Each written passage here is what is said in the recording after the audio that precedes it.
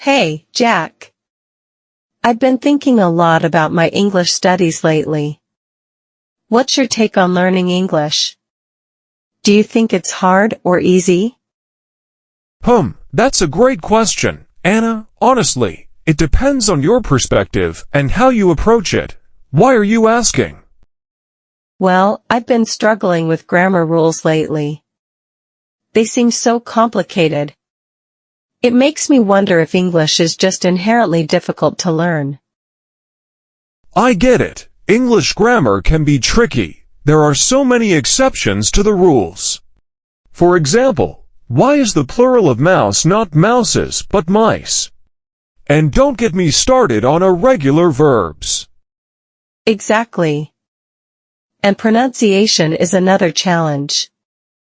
Words like read and read look the same, but are pronounced differently depending on the tense.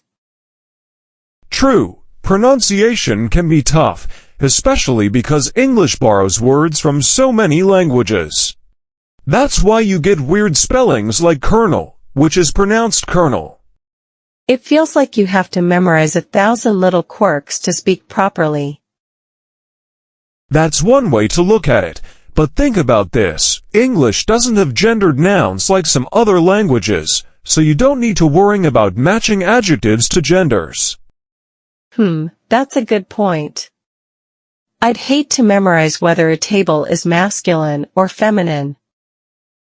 Exactly. Plus, English uses a relatively simple verb conjugation system compared to languages like French or Spanish. In English, I run, you run, we run all stay the same. That's true.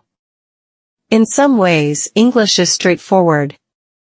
But still, the vocabulary can feel overwhelming. There are so many synonyms and idioms. That's part of the beauty of English, though. It's such a rich language. You can express the same idea in countless ways.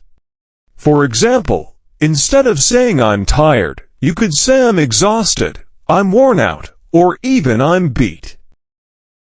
I suppose that's true. It's just a lot to learn.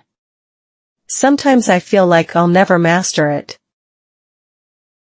Don't be too hard on yourself, Anna. Learning any language takes time. What's important is consistency. If you practice every day, even just a little, you'll see progress over time. I know, but sometimes it feels like I'm not improving at all. Trust me, you are. Think about where you started and where you are now.